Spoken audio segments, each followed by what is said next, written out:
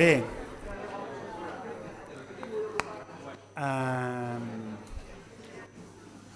bona tarda, bon vespre a tothom, buenas tardes.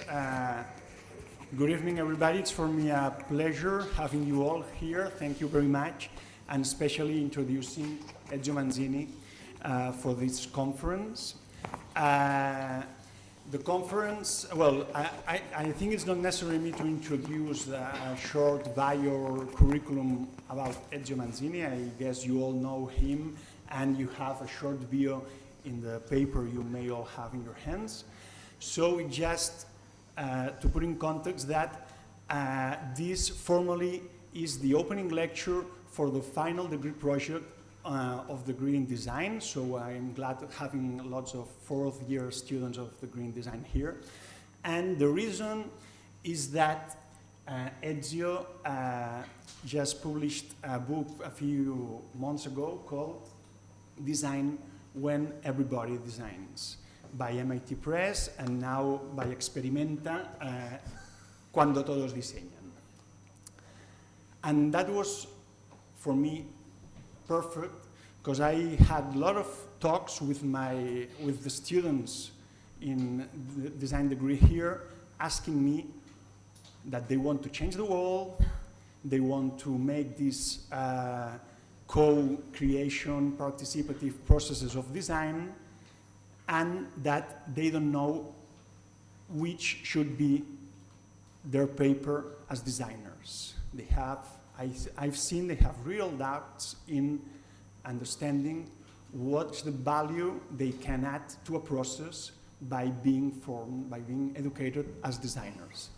And we met for a second in Milano, and Ezio talked about a concept which is quality, in which measure a designer can give quality to these processes, and then I decided to invite him, and he was really glad to come here, and I don't know if we'll have an answer, but we'll be able to talk for a while around these matters that I think are really interesting, and I believe are of the interest of all this room that is emotionally completely full today. Thank you very much, you all, and once again, thank you very much, Ezio. Okay, thank you, Albert, thank you to all of you. Well, maybe we could speak in Spanish and Italian, but we decided to speak in English. But my one is a very simple English, so you're lucky. The Italian English is much better than the English of the English people. Therefore, it will be quite easy. And yes, in this period, in the last 8 months, since my book has been presented in English and now it's in Spanish, I traveled a lot to present it. And not only because, of course, you do something and you like to promote it, but also because in the life of people, sometimes there are some books that are very important. So I'm quite old, so I did a lot of books in my life. But not all of them have the same kind of value, because some of them, you do it because there is an opportunity to do it, and some others you do it because it's really a way to package together experiences that you did. So in this case, it's the second. So it's a book that for me represents an attempt to communicate what I learned in now maybe more than 10 years, 12 or 13 years, since the moment in which I started to work on what is one of the topics of also my conference. It's called Design for Social Innovation. But to talk about design for social innovation, and my motivation has been mainly on the social innovation, we have to spend some time talking about design. So most probably of the 40 minutes of my lecture, then most of the lecture will be about my impression of how design is changing. And this is for me the precondition to have the possibility to talk about what design could do for society in general. So let me start with this very dark image. This dark image includes all the different kinds of problems that we are facing in this moment. Being in Spain or being in Italy, we know that there are several layers of problem, the economical one that we are talking so much, the immigrants one that we are talking so much now, the environmental one that we are talking also a lot, and the democratic one that is more and more difficult to understand what does it mean to have a democracy, the crisis of the welfare state. So we can list the number of crises. And this is particularly clear in some countries, but it's something that is evident everywhere in the world. So in some way, what happened is that there are big issues that are changing, and they are both at a very global scale, but they arrive in the life of everybody. And so this is the moment in which we are, and in this moment in which we are, we have to try to position ourselves as a human being and as designer. Now, I don't want to talk so much about the crisis, but I need to start from there because this is the context in which we are. But the context in which we are in its own complexity is not only the dark picture before, there is another one that is a little bit more likely, and it's about several different ideas that are emerging everywhere in the world with different names, with different characteristics depending from the specificity of the different regions. But I'm sure that I'm not going to read everything that is written there, but I'm sure that you will recognize something that you know. And the common denominator of what is happening is that there are people around in the world that from the bottom, without waiting for rules, laws, or whatever, start to organize things in a different way to face the problem that they have in their daily life. So it could be a co-housing to organize people living together, sharing some services. It could be a car sharing to share the car. It could be new way to take care of the elderly, or the elderly that take care of themselves. It could be new food system to connect farmers with citizens. And in the past 12, 20, 15 years, there have been hundreds of ideas like this one that in some way flourished around in the world. I will come back in the after. We call this altogether social innovation, and it's a specific kind of social innovation. This social innovation mainly coming from the bottom, and I will come back on this issue. But now I wanted to put it on the screen simply to say, okay, there is something very dark and a very dangerous direction in which our societies are going, but at the same time there is something that is emerging, and we are in the middle of these two different trends. One seems to be very powerful, the negative one, but there is something positive that maybe at the moment do not appear so powerful, but it is really very promising. And what is interesting of all these cases, and I will come back because this is one of the main topics of my conversation, is that there is different ideas that are emerging. They have this double meaning. On one side, they are very concrete. Each one of them is a specific idea to solve a specific problem, but at the same time, in the big diversity, they do it in a way, they have a kind of very valuable byproduct. They generate social values. So people collaborate to get this result, and collaborating, they regenerate something that is very valuable in our society. That is trust, empathy, friendship, capacity of collaboration. So this point is the one that in my view make so interesting, this wave of social innovation that is happening. On one side, they seem to give answer to some of the big issues that we have to face, and at the same time, they are also agents that could regenerate our society. You can say they are not so big, they are not so many, etc., but nevertheless, this is the beginning, and everything, also the most big thing, the most big tree at the beginning was a seed. So we are at the beginning, but maybe we can challenge ourselves if we think that they are bringing something too important. And of course, we can say, given this catastrophic trends on one side and this emerging of a new possible civilization on the other side, we as human beings can have a lot to do, of course, but we can ask ourselves in an audience like this, as designer, can we do something? Of course, I think that you imagine that this question done by myself now here is rhetoric, and if I dare to talk, it's because I think that we can do something, but we have to imagine how to do it, because it's not so obvious. And therefore, a little bit of advertisement, my book and what it is a modest contribution to try to give an idea. So I will explain something now, but of course, if you are interested, you can read a little bit more in the book. To present this story and to try to face one of the most complicated issues that we have today, that all the problems seems to become more and more complex, and at the same time we have to find a way to navigate into the complexity without losing a certain narrative that we are trying to do. So I put together many different concepts that appear in my discussion, and I use it as a navigation tool to say we can navigate in these different concepts time by time, focusing on different regions of this map, but at the same time trying not to lose totally the relationships with the overall complexity.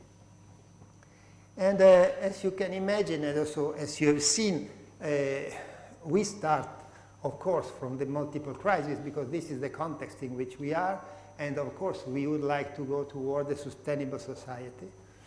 But my speech is not specifically on the crisis per se. I will not talk anymore.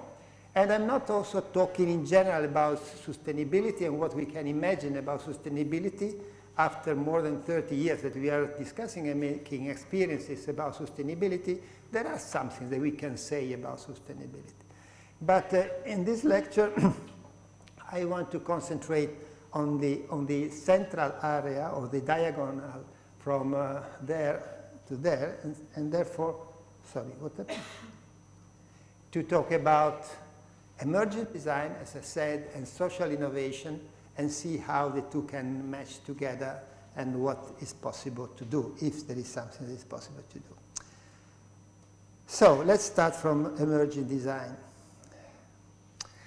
First of all, I call it emergent design.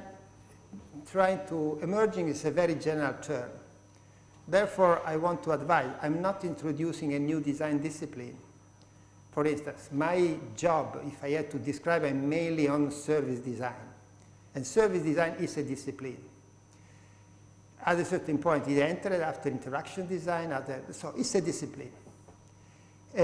What I want to say with emergent design is that if design is a culture and some practice that operate in between technology and society, and if technology and society change so fast, and with the turn of the century, we have the perception of how fast and how deep they changed, and they are changing, of course, the design that has 2 feet in this two very changeable area cannot remain the same.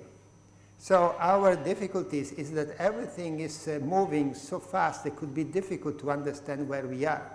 So this one, for me, is an attempt to present to you and afterward to discuss with you something that is emerging as the design of the 21st century, without pretending to tell the final truth, but observing something that is happening and trying to take some conclusion or some partial conclusion with you today.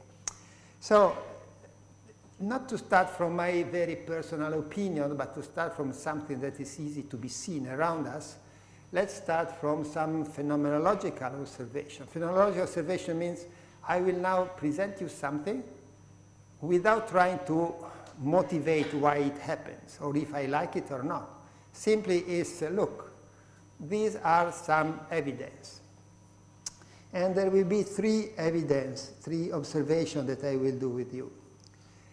The first one comes from an experience that I had 2 years ago in Cape Town. Cape Town, well, you know what is Cape Town. It has been, in the 2014, the World Design Capital. So you are not obliged to know what it is, but I have to tell you the World Design Capital is an event that is organized by ICSID. And ICSID is the International Organization of Professional Product Designers. I underline, it's the professional is not academic, it's not from the researcher or from, it's the most formal, stable idea of what is design today. If you want to know what is design today, you knock at the door of the ICSID and they are supposed to tell you what is design, given that they are expression of the profession of design today.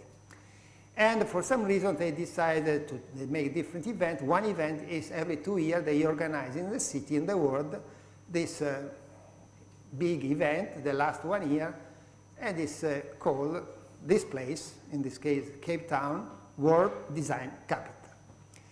And it happened to be there for 6 months, and I had the opportunity to look on what they did. And they did, in between the many things, they make a call for projects, very general call for projects from ICSID, asking, bring us some interesting project, we will choose and present them in a website. So they did this call, they received the project, and if you, I think that the website is still there, you can also look. Altogether, they have 460 projects. So we have to assume that these 460 projects are a good representation in the 2014 of what is industrial design, given that have been promoted by the Association of Industrial Design. And looking into these projects, I had a strange perception that this project was not exactly the normal thing that people imagine when you mention the term design. And so with a colleague, we decided to make a kind of map to position these 460 projects in the map. In reality, we did not did it for 460, but in any case, we had a kind of way to select a certain number, but in an average way. So statistically, it should be right. And we decided to say, okay, normally when you talk about design, you think about the products, but afterward, there are many design about the system, service, strategy, whatever is not a product or a poster, if you are a graphic designer. And afterwards, you can have a design process that is mainly driven by a design agency, or you can have a design process that is driven by a co-design, so many different actors working all together. And if you cross the two, you have a very nice matrix that can give you a kind of picture of where is the design that are presented as example of product design. And if you are, I imagine that you imagine what will happen, and it happens something like this, that the majority of the projects were here. So they were system, and they were co-designed. And it's not, I repeat, this was ICSID. It was not my personal intention or a very special group. It was the most official. It tells us the story that the reality of design is much diverse from what normally people think and what normally we discuss also in the School of Design, where normally people think that design is here. And as a matter of fact, it happened to me to participate also to the two previous design, World Design Capital, the one that was in Turin in the 2008. And I did not make something a little bit some way organized as this one, but I can assure you that in the 2008 in Turin, the majority of the project was here, as you can imagine. So, agency of design that presented their own products or their graphics. So, what are the questions that we can raise? It depends from the call. You can read the call. Of course, the call say design has to be for the good of people, but this is normal that design say that things have to be done for the good of people. So also the one in Torino was asking for something for the good of people. So this is very normal. Maybe it depends to be in Cape Town. Yes, it depends to be in Cape Town. But the question is, if we think to the design of the future, is more meaningful what happened in Cape Town or what happened in Torino? If we take 7 billion people in the planet. And where design activity should happen, which kind of city is more meaningful? In my view, there's no doubt that there will be much more design activities in places similar to Cape Town than in places similar to Torino.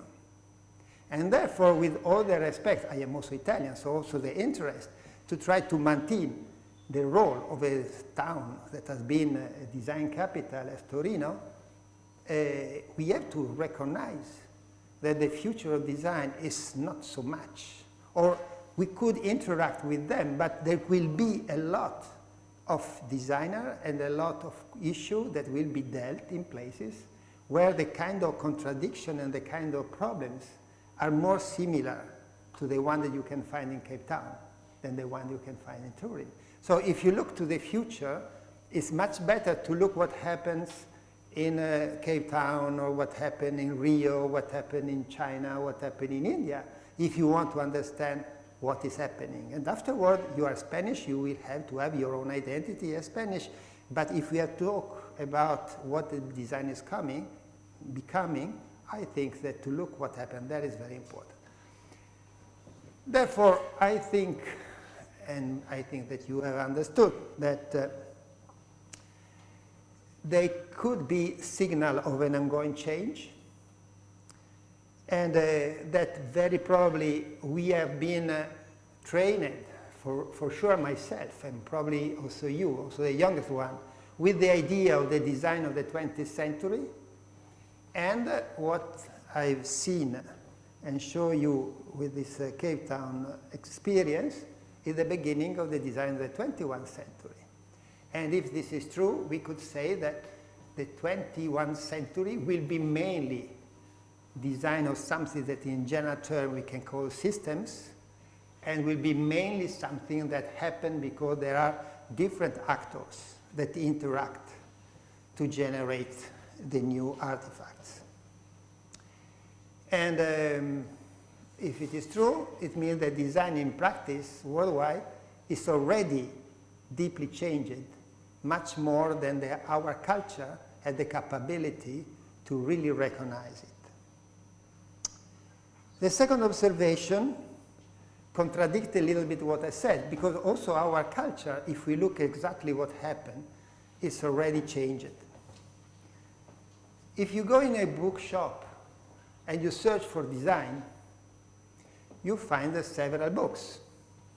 And if you look to these books, you find books, for instance, design for services, design for policy, social design, design for policy sector, organization design, design and social impact, social business and design. So what to discover is that the term design is associated with something that is very diverse. And there are not so many books, theoretical discussing books, that are simply called product design, for instance. In my view, it's a pity, because it's more a signal that the product design is particularly old in a term of culture to do not understand how also the products are changing. The result is that the term design is dominated by the relationships in between design and policy design and organization design and services design and system and so on and so forth. Therefore, also the culture, in some way, the theoretical discussion has already changed. And when you talk about design, you find all these different lines in which people is discussing about design. And if it happened to you to look not only in the bookshop, but also you go to some conference on design, there are a lot of people that are discussing in the direction that I was showing through these books.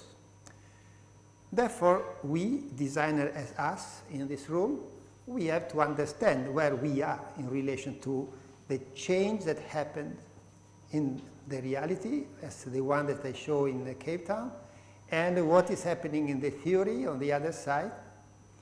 And we, the designers as us, we are in the middle, and we have to understand who we are, what we do, where we want to go. The third observation that, in my view, it's the very weak signal or very weak indication of what we could do is if we go back to those books and you read them all, you will discover that they tell a very interesting story about how design thinking can help in solving different kinds of projects, but no one of them is talking about quality. No one of them is talking about meaning, and no one of them is talking about beauty. Therefore, what happened is that, in general, what I'm calling defining this emergent design is developing the capability to solve problems, but it's not developing the special component of the design that we normally have, that bringing the discussion on the quality of what we are doing, and from the quality to the aesthetics, and from the aesthetics to the beauty. So in some way, it's a design that is much more a kind of engineering design than the design that we know, and you know more or less what I'm talking about, because this audience, I imagine, that is mainly of people that is in a design school.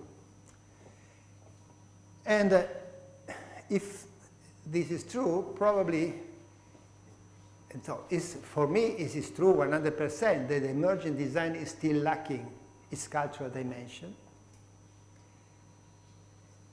And if it's lacking the cultural dimension, maybe this indicates what the we of this room can do. It could understand the transformations that are happening for the many different reasons that we have, for what we have seen until now, and to start to develop some cultural tools, a cultural reflection that permit to bring this issue about quality and about beauty, aesthetics, about beauty in this kind of discussions. So until now it was phenomenological, so I will not say why it happened. Now I will give one tentative explanation. Maybe this is a little bit the most philosophical part of the story, so try to keep awake. So probably there are many different reasons. I will tell you one that in my view is particularly powerful and maybe useful for us to understand if this is the motivation, what we can do. And to present it, I start from Anthony Giddens. Maybe somebody of you know him or not. In any case, he's one of the 4 or 5 most important sociologists / philosopher of the modernity. They try to present what is modernity.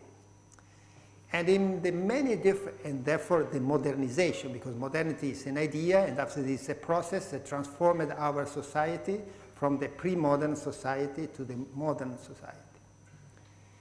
And what Giddens and others important sociologists as him are saying is that one of the definitions of modernity is the fact that the previous society were traditional. It means that the majority of the choice that people did were done on traditions. So you do not choose how to dress because it's given that if you have a certain position in society, you dress in a certain way. You don't choose how to organize your marriage because if you are in that society, there is only one way to organize a marriage.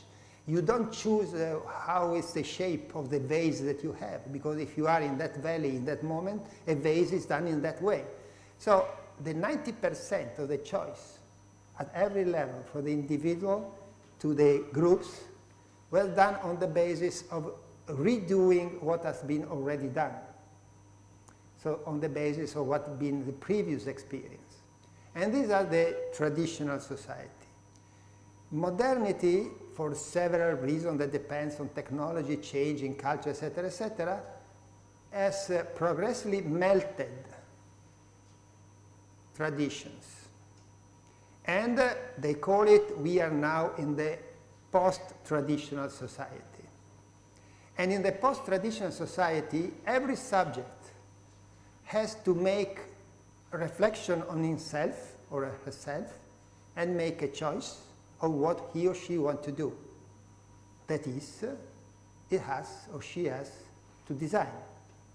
And one of the definitions that they give is modernity is the age in which everybody has to design his or her own biography. To design your own biography means that you have to use some capability that are the capability of your mind of designing. And we will come back afterward, what are these capabilities. But what is important is that the transition from the traditional society toward the post-traditional society, where at least in Europe we are now, of course did not happen at once. The break started somewhere. And okay, the roots of this break go back in the history to the Renaissance, etc.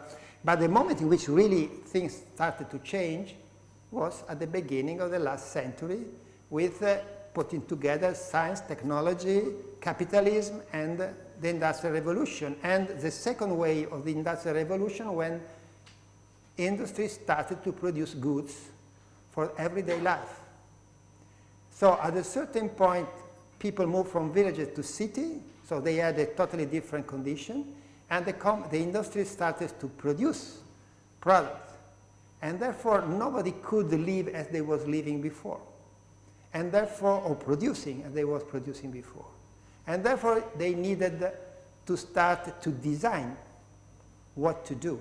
It's not by chance that the beginning of design started in the moment, in the place, in the objects that are the ones that have in some way disrupted the previous traditions. And therefore, in the age of machine, we started to have the designers.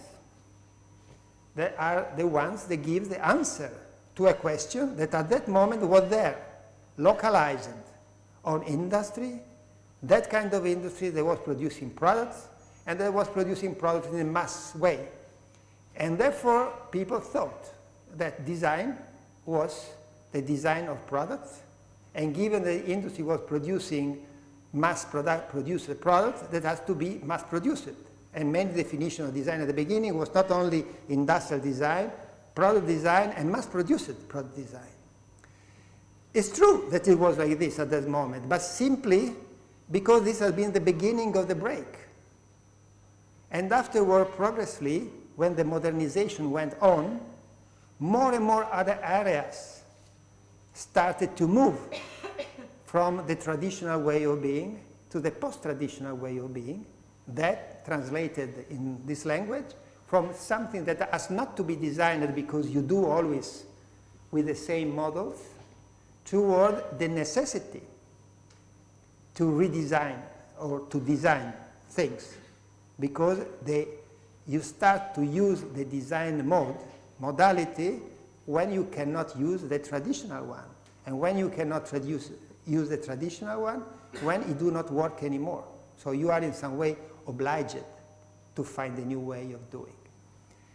Therefore, we had this idea that design was mainly related to products, and that the designer was some expert that was the one capable to design these products.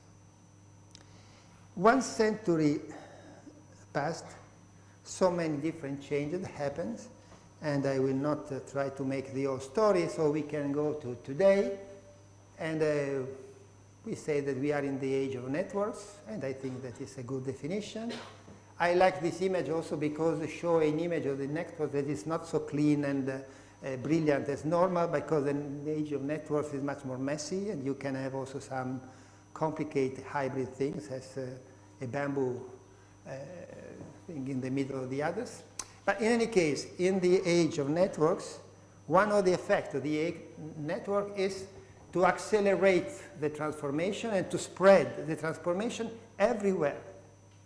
And therefore, if there is a link in between how grow the demand of using the design capability with the transformation and the speed of transformation, it's obvious that when this transformation arrives everywhere, everywhere is needed to use this kind of design capability. And therefore, we arrive to also the title of my book, that in the 21st century, given that everything is in transformation, everything has to be designed. From our normal everyday life, you have to design how you make your marriage, you have to design how you organize your funeral, you have to organize how you can choose and design what kind of school you want to do, toward the cities, toward the companies, of course, toward the NGOs. Today, everybody, thanks to the success of the claim design thinking, you find that everybody now recognize that design could be useful. When I had the age of most of you, people did not know what is design, and you had to search to explain what is design. Now, I can assure you, you can go everywhere and people understand design. But in between us, the problem is that when they think design, they are not thinking to us. Because the design thinking is the use of this design capability for everybody. And therefore, they say, of course, we design, but we don't need chair at the moment, thank you. Therefore, we, the expert, have to decide if in a condition where everything is designed and everybody designs, this means that there is no need for expert, or there is a need for expert. What I will try to say in the next 10 minutes is that, in my view, if everybody designs because everything has to be designed, there is more need than before of design expert. Because all these people that are challenged with some design issue are also, they can have some capability, but they are not expert in any way. So, and to design is really complicated. So it could be very frustrating to be obliged to design. Somebody that enters in some integralist group, in my view, they do it because it's a way not to design anymore. Because you make a choice, I enter in this group, and the group tell me everything that I want to do, I must to do. So my only design choice is to enter in one group. So to design is complicated. And therefore, I think that there has to be an environment that help society in using this capability to design at the best.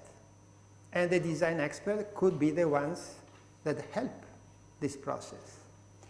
But to be designer that help this process, we have to understand better what we can do, and we have to be capable to make the other people understand what we can do. Because otherwise, people will do without us. And in my view, we could bring some important contribution. And okay, this has been already said. So we are in the middle with the others, and we have to see what we can really do. So in the change, in the fast change, in deep, diffuse, everything must be designed, and everybody designs, and we have to see what we can do. To say what we can do, I will apply it to design for social innovation. That is not the only thing that we can do, but I think that is one of the things that we can do. So very shortly, what is social innovation, to say before saying what is design for social innovation. As I anticipate, social innovation always existed, but for 1 century, given that the driver of change has been technology, when we said innovation, was obvious that it was the technological innovation. And therefore, in the moment in which we started to recognize that the innovation could not only start from technology, but could also start in society, it has been mandatory to use this adjective and to say, we are talking now also about social innovation. This does not mean that the technical innovation do not exist. We only say, look, there are some innovation that mainly is driven by technology, and some innovation that is mainly driven By who? By inventors that are social inventors. Somebody, whoever, that facing a problem, find a solution, and if this solution, this invention works, as in every invention and innovation, it could eradicate into the society and become an innovation. And afterward, in case this innovation can, at the beginning, be a kind of a prototype, and in time could spread and become maybe also mainstream. So the two stories are very near one to the other ones, but maybe we can go back on this issue afterwards. What is important to say is that if we designers, that we normally have looked only toward the technical innovation to see where the new is coming, we have to be accustomed to look also in another direction, that is the one in which things are happening into the society. Why we are talking so much today and not in the past? Because also the social innovation is moving by waves, and the wave of social innovation happens when people has many problems and when the people use some technologies that spread. So to make it short, if you want to imagine where the new is coming from, is hundreds of millions of people facing radically different conditions. Imagine all the people that move from the countryside to the city. Imagine all the people that are displaced for many different reasons. Imagine all this, and all these people as a mobile phone. Put together this different in life that they are obliged to have with having a mobile phone that is not only to chat, but is to organize, and people can invent different way of doing things. This is the ground from which the new social innovation, this wave of social innovation that we are living today is happening. And the social innovation that we focused, but not only me and my friends, but a little bit everybody, is this local discontinuities. That means the big system cannot change at all, so it's important to see where something new is happening. And the list of examples that I did in the gray slide at the beginning were local discontinuities. So you imagine that people do things in a certain way, and instead a group of people do it in a different way. So it's a discontinuity, so it's radical, but it's local, so it's only a little group of people that do it. But this local discontinuity, put all together, they are many people, probably millions of people around the world that in some way, on the contrary of what is the main idea of how people are moving toward a hyper-individualized society, they are doing something in some way disruptive. And what they do could be very diverse, but what is in common is the adjective collaborative. So in some way, what is the common denominator of this wave of social innovation is the people that normally is assumed to be searching for the maximum of individuality, that is a synonym of modernization, in some way negotiate individuality with collaborating. Because collaborating you can get some result, and because collaborating you can have friendship, relationships, and some soft value that the people start to recognize. So you can have a collaborative way of living as co-housing, collaborative services as cycle of care, collaborative working as the distributed production, collaborative farming as the new food systems, and so on and so forth. And we have hundreds of ideas that emerged around the world. As I say, they are bottom-up, they are solutions to daily life problems, and they produce value, as I said before. And this is why we like it so much. So what can do design for social innovation for all this? We go back to our map, and there are several things that can be done. When I told you before, it's not a new discipline. It's a new way of looking for where we begin our activity, because you can move from something that could be design activism that could be very similar to a kind of political action, or you can work with some community, design with community, or you can produce something for the community, and all this is a design that try to promote new social forms, or is equally important, you can work to generate a new environment. So you can generate, I will show you some example in a while. So the issue here is not to design a specific thing, but to design some element of an environment, technical, social, cultural environment, in which many things can happen. So if we take seriously that people is capable to design and to organize themselves, maybe to create a kind of a favorable environment in which this happen more easily could be the faster way to have the spreading of the new possibilities. And so, as I repeated it already 2 times, it's not one discipline, it's everything design can do to trigger, support, orient social innovation towards sustainability, etc., etc. Just to give you very quickly, and after I conclude, some, at least the flavor of what we can do. Let's imagine design with community. This is the more relatively new in relation to us, and somebody say also dangerous, because if you work with a community, you could behave a little bit as a social worker. So there are some people, and we'll work with the people to make something happen. So in which way you are designer if you work with the people? So we have to learn what does it mean to be designer and to work with the community. So the communities could be, and there are several examples, this could be a community of neighborhoods for elderly people to find a way to create some kind of cycle for mutual help with the elderly, or a community as the community-supported agriculture, in which designer can work with a community to create the condition to put together farmers and citizens, or you work with a community in the neighborhoods with immigrants, as this case, in which they repair, upgrade some bicycles that are given to the migrant to help their own mobility. So all of this is the designer enter in some way in a group and try to listen and try to bring its own contribution to this group. But what could be this contribution? There is something that is very obvious, that is as mapping, for instance.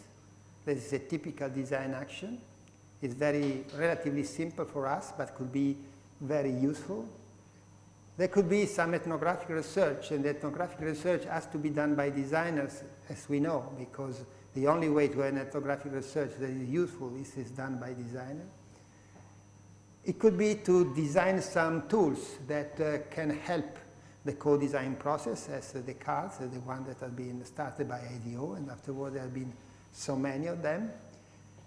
There could be the rapid prototyping, or the prototyping of something that can happen, and you can help a process of co-design generating a prototype that make people better understand what it's about. It could be to design the platform. Nowadays, there is no one of these examples that I'm doing that is not based on a digital platform as an organizer of the group of what can happen, and this platform has to be designed by professionals. Now we can have some specific application for some specific use. And afterward, when innovation becomes sufficiently mature, there could be also some product or product service systems that are specifically designed for that. So for instance, the rediscovery of the bike in the southern part of the Western world, because the northern part they always using it, has been started by enthusiasts, quasi-militant in promoting the bike. And when the bike becomes sufficiently strong, also there have been some products that have been specifically designed arriving to product service system, and this one that is by all means a normal design of a product service system, but the beginning of the story that brings to this bike is something that emerged from the society, not from a specific new technology in this case. And afterwards, as I say, something that could create a more favorable environment. That is, for instance, giving visibility. There is one of the strategies called amplification, that you, as a designer, you observe some interesting case and you create something that could be a festival, an exhibition, or whatever, that make more visible what otherwise will not be visible. All the storytelling issue that is spreading in the School of Design, luckily, because we recognize the importance of being able to tell stories, and so we can have a specific capability in making some story more interesting and more understandable. Of course, creating scenarios that try to put together different elements and give a vision of how things could be, and also this one could be a contribution to a co-design process. To do all this, we need a design culture, and I'm quasi finished, and where we can imagine that this new design culture could come. In my view, and this is, could be discussed, and probably is not the only source, but in my view, social innovation is bringing a lot, if we are capable to recognize, for a new design culture. Because in some way, for the reason that I said before, they are not only solving problems, but they are solving problems in a certain way. And if we look the way, we can observe that they are proposing some ideas that are disruptive in relation to the mainstream ideas. For instance, all these cases are talking about people behaving in a way that their own temporality is not the fast accelerated time of the modernity. In some way, if you want to do it, you have to slow down. And therefore, they are telling us, look, the time is not only one time accelerated, the fast one, that appeared to be the only one some years ago, but there is an ecology of temporality in which the quality of life is mixing this different kind of time. And they are telling us this story. They are community, they use networks, they use a virtual community, but they are all in some way rooted or linked at least to some space. So in the world in which we are talking about no place, so this world of flow in which there is no more any real place, and the end of the notion of place or the sense of place, they are in some way giving us a direction to rediscuss the value of places. And also this is disruptive in relation to the mainstream. They ask people to do things and in some way to work. And they are discussing the modernist idea that the work is something that you do for the salary, and afterward you have your free time, in which is the quality of your life. So the quality of the life is when you have nothing to do. And they say, look, there is something that we can do, and exactly because we do it, and because we do it well, we like it to do. It's part of our identity. So they are rediscussing the idea of work, introducing a kind of updated idea of craftsmanship. So the quality of what you're doing is part of your identity. And last but not least, they are all based on the idea that what is really important are relationships. And the relationship has to have a quality. And as a matter of fact, if you ask to people what brings quality to your life, normally, everywhere in the world, people say friends, family, safety. Therefore, they are simply stating what is so obvious, that we need the good relationships. And therefore, they are reproposing the importance of relationship and the possibility to recreate friendship, to recreate trust, to recreate empathy. Therefore, if you put all this together, and maybe there are many others, I have 1, 2, 3, 4.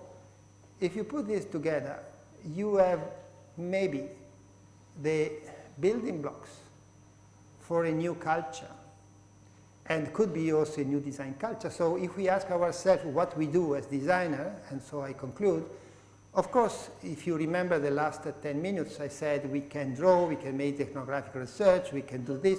So we could have a lot of tools that are the ones that are our specific. So when we sit at the table with others, we have click, we open our toolkit, and we know something. We are capable to do something. But we should not only be capable to make mapping, visualizing, storytelling, etc., but we should also bring a specific sensitivity, a specific culture. And in my view, we could build on a different idea of time, a different idea of place, a different idea of work, a different relationship, where the difference is different in relation to what has been said in the mainstream discussion until now. And if we want not to reinvent the wheel, if we look to the reality, we can find already now somebody that is behaving in that way. So we can try to develop our capability to amplify what is already there. So in some way, we have not only to say, I like these ideas because Ezio Manzini, I like this idea, I propose this idea. I can say, I like this idea, and I selected a number of cases in which you see that people are also looking to this. So the message is stronger than that. And yes, and I think that more or less this is the story. Thank you.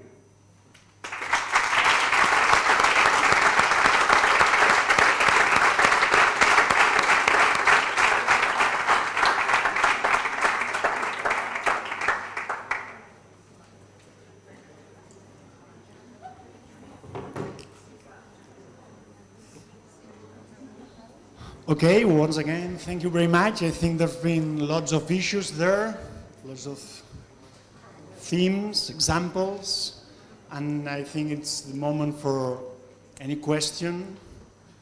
Does anybody have any question, or is everything clear? Bueno, yo le voy a hablar en castellano si no le importa. You can speak in Spanish. Gracias. If you speak slowly, I understand. Okay. Usted habla mucho de cambiar la sociedad, mucho, sobre todo desde todos los valores, ¿no? Pero no ha explicado, o al menos si no lo he entendido realmente, cómo llegamos a poner nuestro granito de arena. ¿Cómo podemos realmente poner en práctica nuestros valores? Esos que ha defendido usted, que quizás sean también los nuestros. Nuestros valores come as a designer or as human being? Sí, bueno, en realidad se complementan. Sí, se complementa. But I try to separate, not because designers are not human beings, but for instance, if I see something that I don't like, I can strike. I can go in the street and launch stones against the bad one. This is something that I can do as a human being. If I see something that I don't like, and I have to ask myself, as a designer, with my tools and with my capability, as a designer, can I do something? This is why I separate the two, because otherwise, if we put that together, there is the risk to misunderstand what is possible to do, if there is something possible to do. So your question, what we can do as designer. Yes, but in some way, it was what I tried to say. So clearly, it was not so simple. But for me, the process is, first of all, we have to change a little bit our idea about design. And for me, if we don't move toward the idea that design can be applied to what I call the system, but not necessarily system, but to different kind of social forms, and we can use the capability that at the end I listed, the capability to visualize, to visioning, to bring some special sensitivity, but we do not understand that we can also work on this kind of artifact.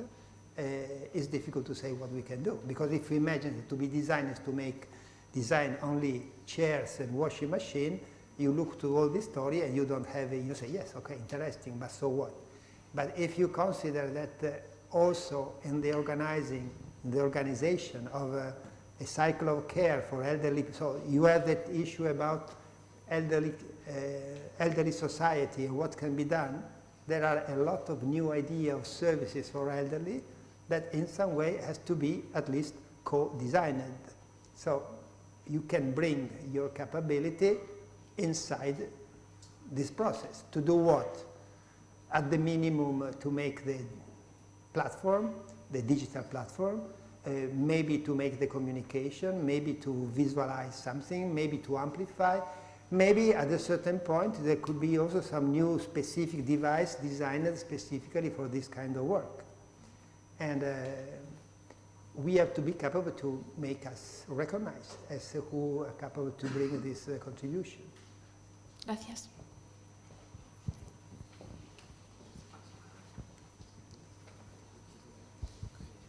Well, thank you, Ezio, for the presentation. My name is Adria. I was actually one of your students back in Milan in 2009. So for me, like what you kind of sharing, it's familiar. But my question is, so if this thing of like designing systems, and I said this thing of Milan because at that point that you were doing this thing of the Lens project. There was a learning network for product service system design for sustainability. So I think it was like the first experience on educating on systems and sustainability and stuff. So I founded a design studio that it's doing this thing, so design for innovation and things like that. And our reflection is that we can apply these things, we know how to do it and all this kind of stuff. But the question still is being on, is it this viable? Like how can we actually make this a living and a sustainable living for design professionals who apply this? Because the studio is going well and like we have projects, but the type of projects that you're mentioning, it's really hard to find, I would not say clients, but spaces that allow us to survive while doing it. And I know that this, the sustainable scenarios, I always forget the name, but the French guy who did a lot of work with you, a lot, Gergo. He's doing a lot of stuff, but he's a kind of like you, like he's a pope. So everybody knows him, and when somebody wants to do a project like that, of course they go to them. But my question is like I don't see that there's that many projects going on with that characteristics, and I was thinking of like, is there a particular market that we should target? Like I don't know, maybe in south of Italy they're paying a lot for that, or what are your tips for actually make your living on these things and this particular design for social innovation? Yeah. Thank you. Thank you. Thank you. This is a very appropriate question, and I'm happy to try to answer. Let me make a step backward. What I'm talking about is not social design. It's design for social innovation.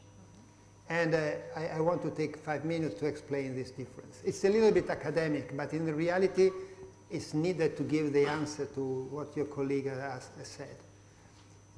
In design culture and practice, there is a tradition about social design from Papanek. And the idea is there are some poor people, there are people that without money, people that are very fragile, people in the community spread in nowhere, and they are really needy, and they need some help, and designer can help. And how they can make their life? Simply, it's something that they do in their spare time. So they have to do their own work as designer, and afterward you can help. But my story is not a story about helping the poor people, even though I hope also to help the poor people. My story moved from the different interpretation, different meaning of the term social. So in the social design, social means poor. In my interpretation, social means social. Social are the form of organization that we have in the society, for the poor, for the middle class, for the rich. And many of the social change happened in the last period driven by the middle class, for instance. Because to drive the change, you need to have some resources. And frequently, the very, very poor are so poor that they don't have any resources more than try to survive. This is to say that all my story, if it is valid in general, And I dare to propose it not as a social design, something that you do when you want to be good, but a new way of considering design. And you say, yes, but this is really very daring because we are quite far from that. You're right, we are still far. But first of all, the change, the emergent design that I mentioned is not happening only in relation to social innovation. This has to be understood. There probably, due to the time and due that I wanted also to talk with you a little bit with social innovation, I was too quick.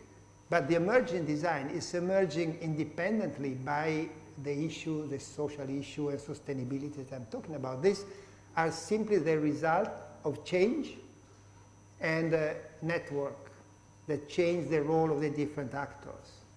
Therefore, the need to understand this kind of transformation is beyond the specific issue related to sustainability that I presented in the last part of my speech.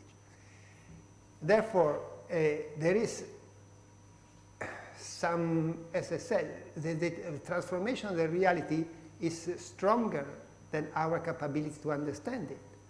The example that I did in Cape Town were project that in some way was also done. The good side of the story is they say that they are already there. I have not told you a sad side for us of the story, that even though there was ICSID, Social Industrial Design Association, the majority of that project did not have designers inside. So in some way the designer had lost the opportunity of work,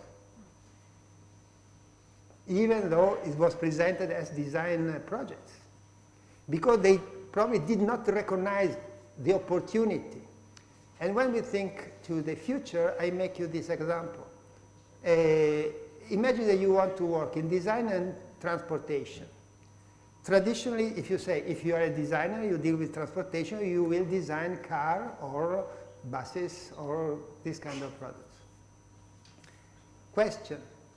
Looking how the car industry is evolving, how many car designers will be needed in the future? In Italy, for instance, 40 years ago, there was at least 40 different places in which you could find a job as a car designer. Today, maybe there is 2.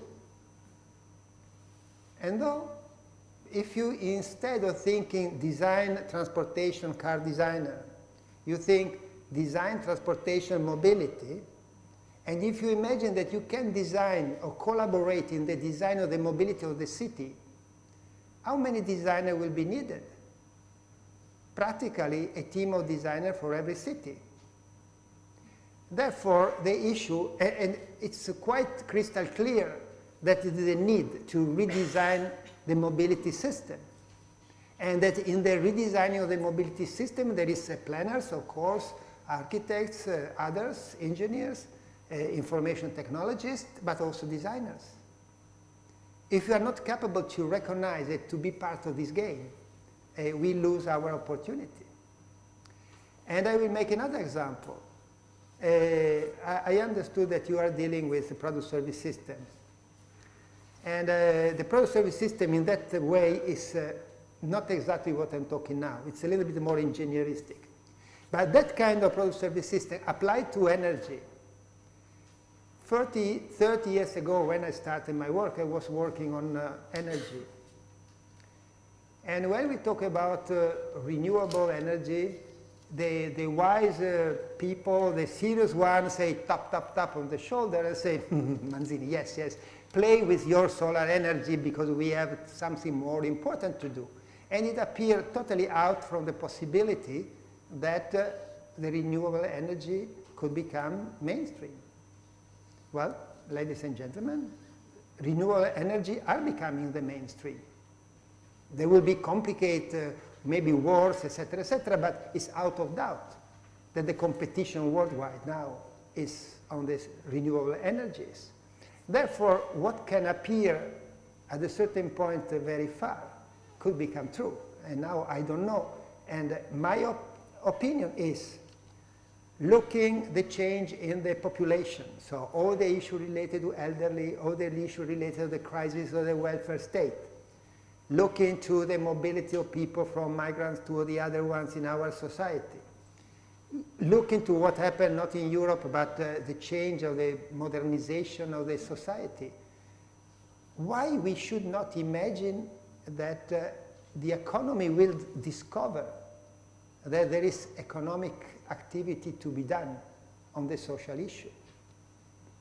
I think that it will happen exactly the same that happened with the energy, that there was an alternative energy that are becoming the mainstream. And I think that given the dimension of the problem, and the problem are also economical value for somebody, afterward probably I will not be here, but for you, there will be a discussion, as we have now with renewable energy, that not all the guys that are working on renewable energy are so good.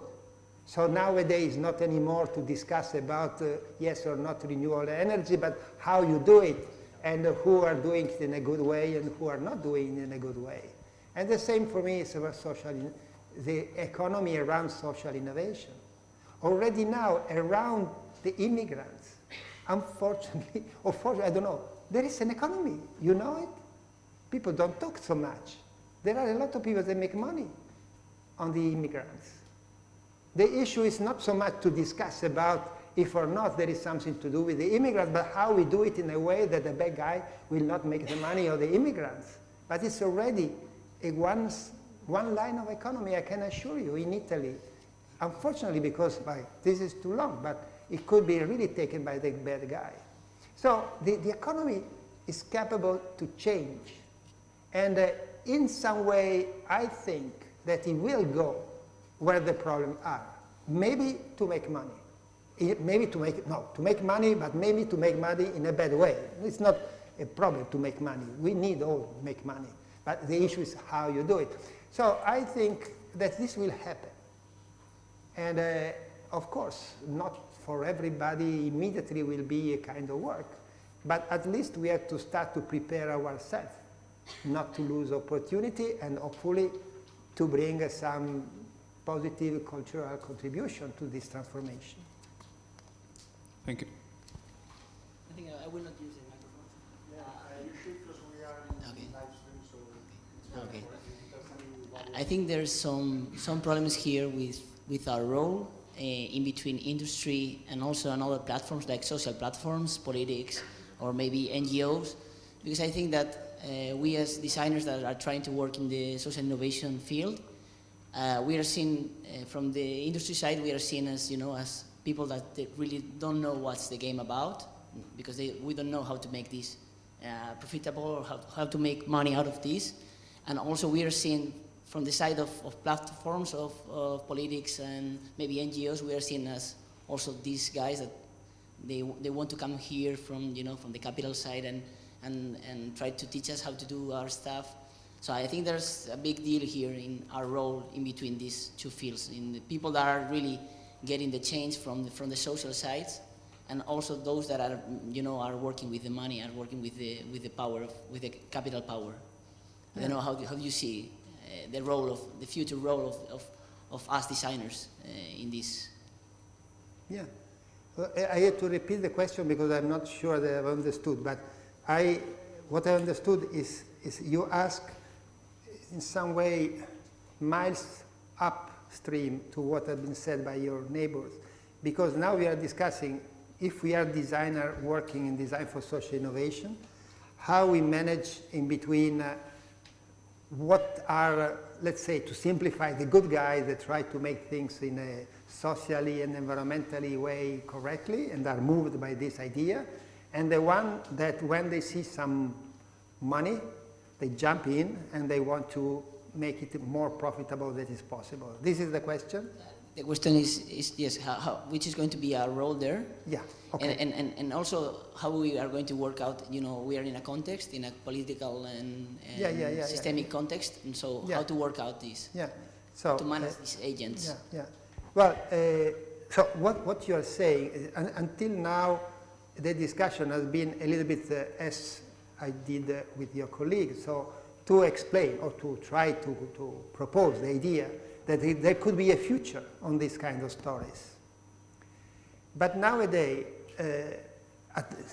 given that things move so fast, me and the people that are promoting the same ideas have this kind of very complex situation, because on one side there is a lot of people that still has to be convinced that this is viable, and at the same time something is happening so fast that what happened in the world that is done by human beings. Then when there are only the first, we call them the heroes, that are doing something against everybody else because they are really motivated, it seems that everything is relatively, it's complex because they are small and weak, but it's simple because the ideas are clear and everybody is so clearly motivated. When this idea becomes near to be mainstream, or at least it becomes stronger and open the possibility to have some money, many other people recognize. And maybe the old stories that started so good could be turned into something that is not so good. Well, I will say, do not charge ourselves of all the responsibility, because I think that we have not to be overwhelmed by the problem. So we have to face the problem, try to do something, and not to imagine that we, designers, can solve the problems. So probably the problem of avoiding that its trajectory of innovation moves in a direction that we don't like is not only up to us. But nevertheless, we are in between those that can help the process to go in one direction or the other one. And I can make two examples that are very, I think, relatively well known. Do you know Uber? Many of you know Uber. Uber is the grandson of very nice group of carpooling. So the beginning of the story was a group of people that like each other and like to do something that they perceive as ethically, morally, socially, environmentally correct, to share a car to make a trip, okay? And people as me and others, we try to work with them to implement, to make it easier, to create a better condition to have this carpooling. So in some way, what we did as designer, we tried to reduce the threshold, because at the beginning it was quite complicated to do it. Only people hyper-motivated. And so the number of people that could do it was limited. So if you wanted to enlarge the ones that could use it, you had to make it more accessible, easy, effective, etc.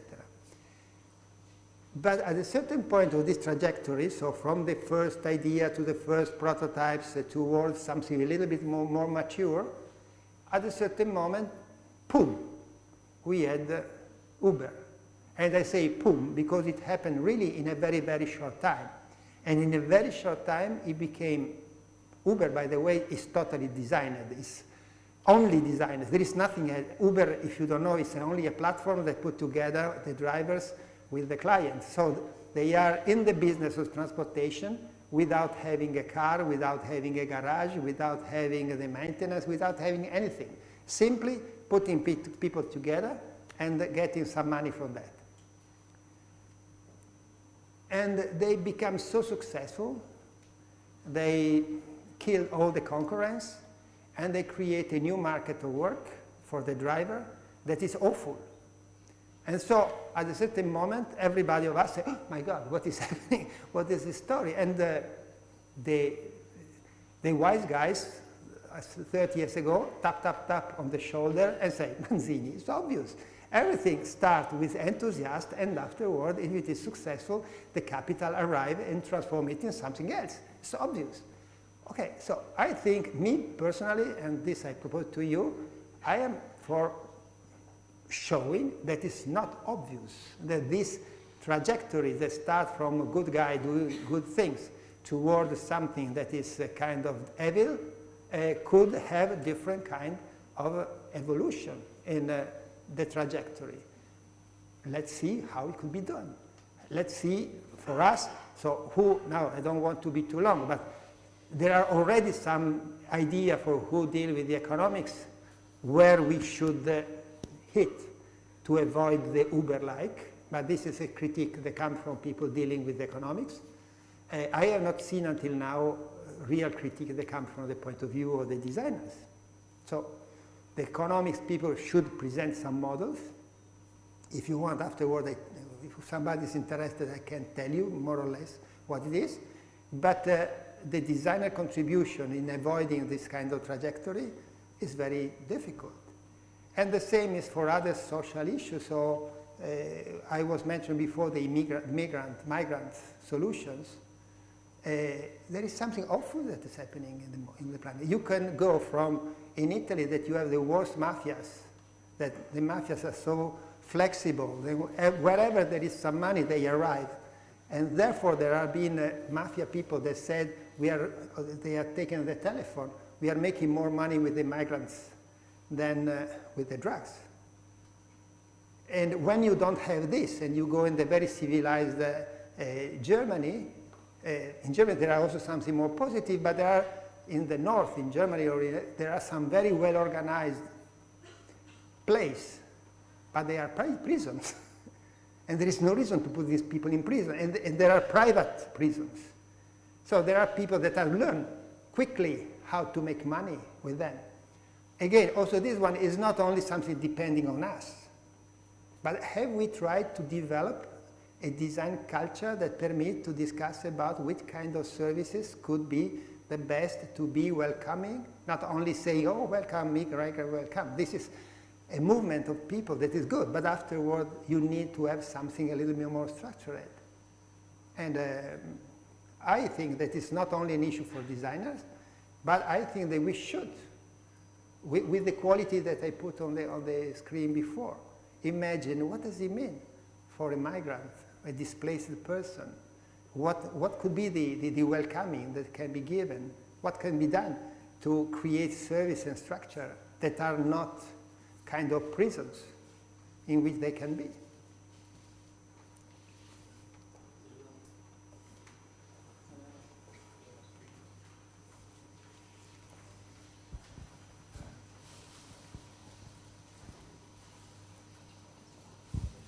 Yeah, thank you. Also, I like this talk was really amazing, and I've been thinking a lot all this time while the others have been doing questions, and it was more about how we are, like, as designers, we're now really frustrated all the time trying to fit in the industry, and we are really frustrated trying to adapt to the new trends and all these things.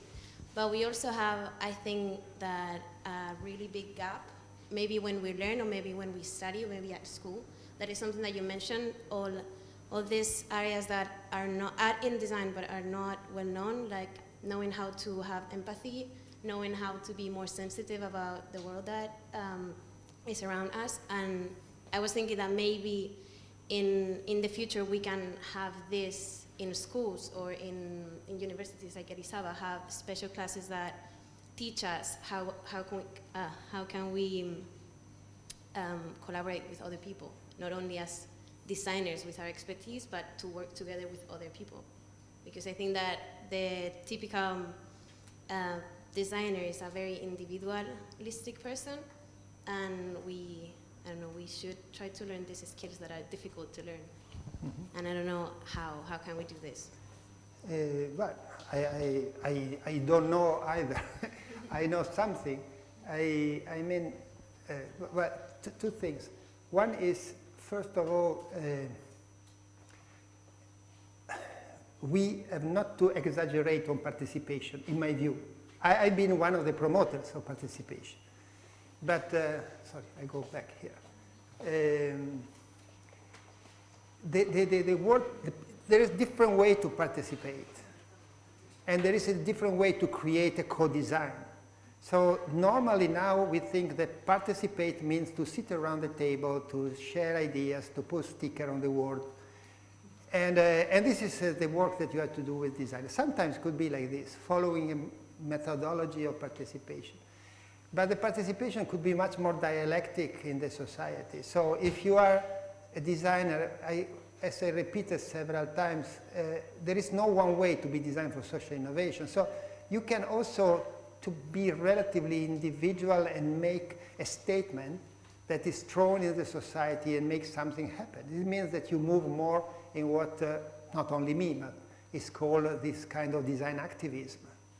So design activism is something that is done when you don't have a client, there is nothing else that happen, and in some way you use your design capability to make something happen, because in this way there are some waves, and afterward maybe something will happen. So probably the most individualistic designers can find themselves better in that.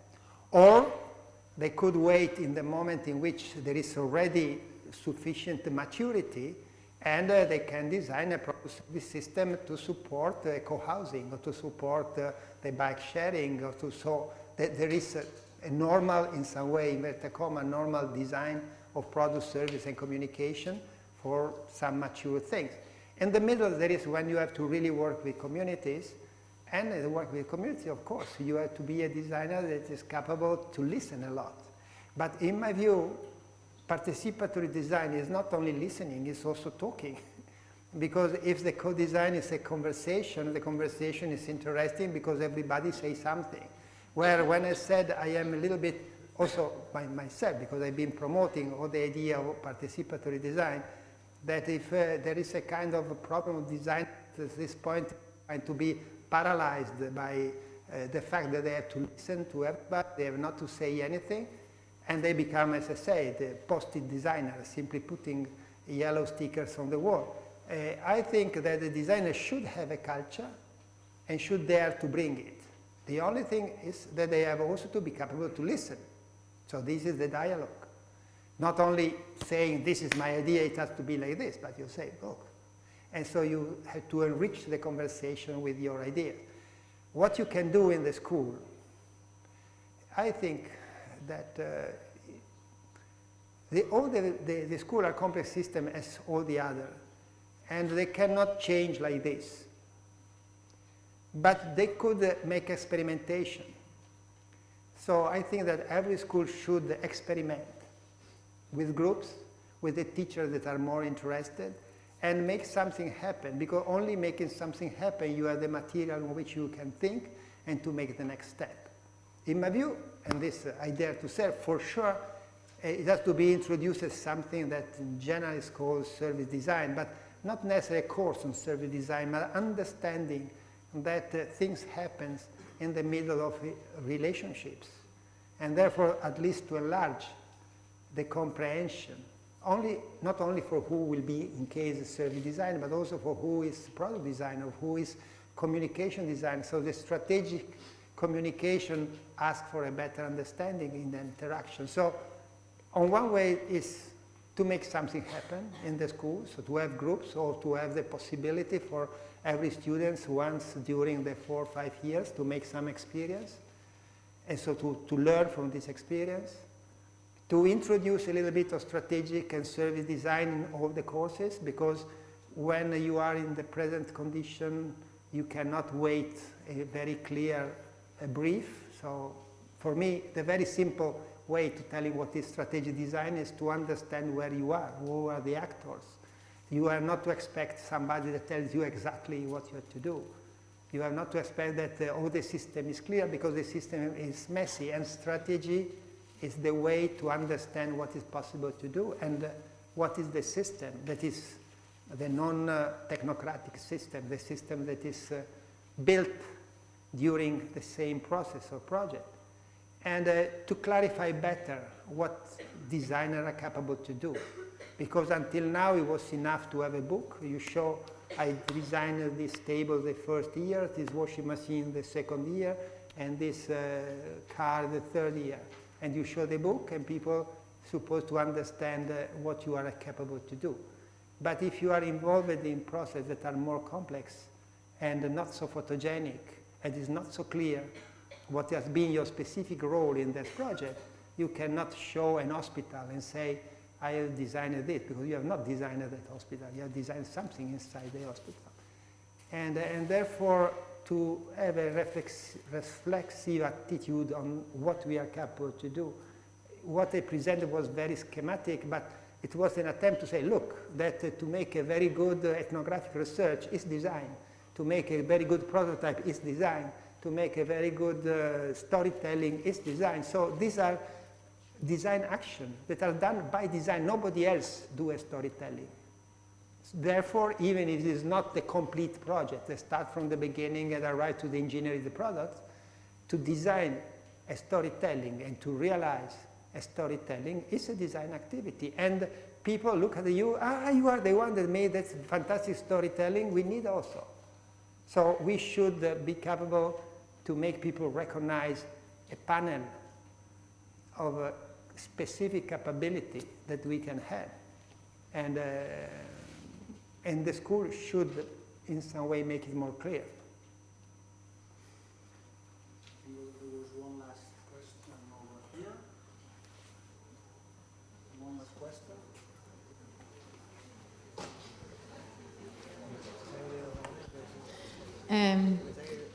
Mi pregunta está muy relacionada con lo que ella te ha preguntado y con lo que tú has contestado. Era simplemente una especificación más relativa a las escuelas. Tú ahora has hablado justamente de que el designer tiene que saber hacer unas buenas design actions, ¿no? Y en esto se tiene que reconocer y tiene que ser su especificidad. Pero el título, cuando en castellano, cuando todos, bueno, en inglés también, ¿no? Pero cuando todos diseñas, parece que insinúe a que todos pueden diseñar. En cambio, tú estás como afirmando lo contrario, ¿no? Que el designer tiene una especificidad suya y que tiene que saber hablar con los demás y hablar a los demás. Yes, but also the other are designing. Ok, So esta era la pregunta. Entonces, ¿los otros hasta qué punto también diseñan? Esta era la última pregunta.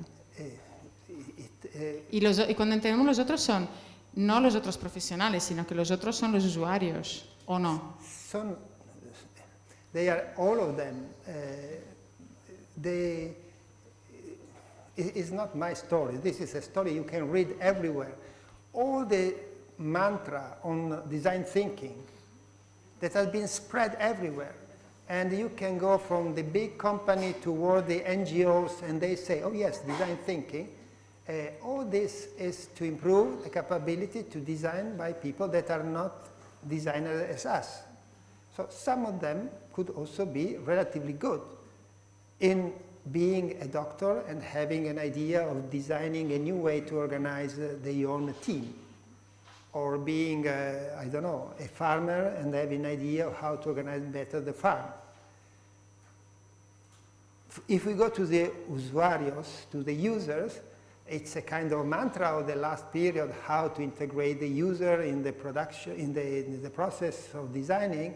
And everybody says, and I agree, that on some point the users are particularly expert and therefore they can bring a contribution in this design process.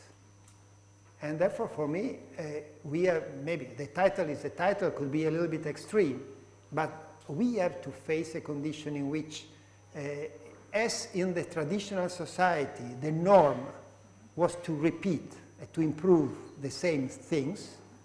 In the post-traditional society, the norm is to adopt a mental modality that is the design modality.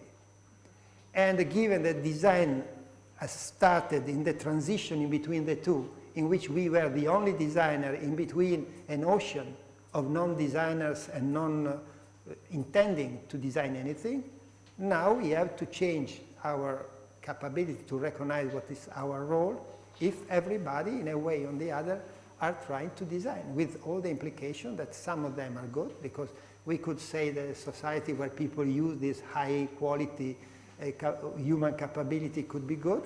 At the same time, it could be also a disaster, or could be, and this is probably not only for the designers, you talk with the doctors.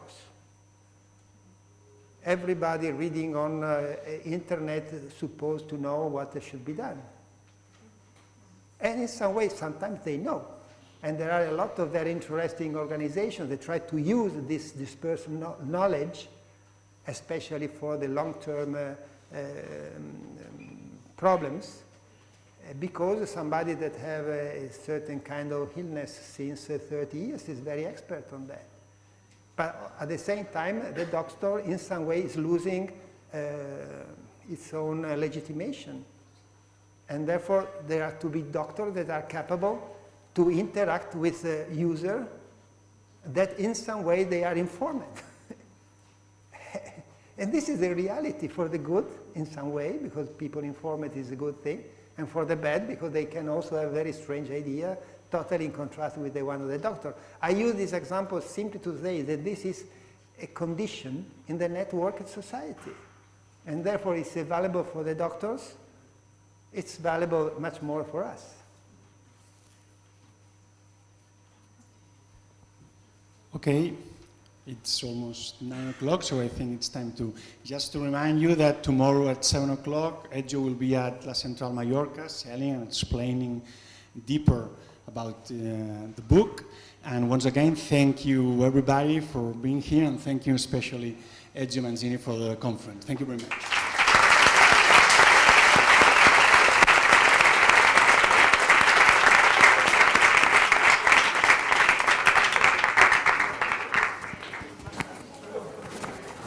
Good.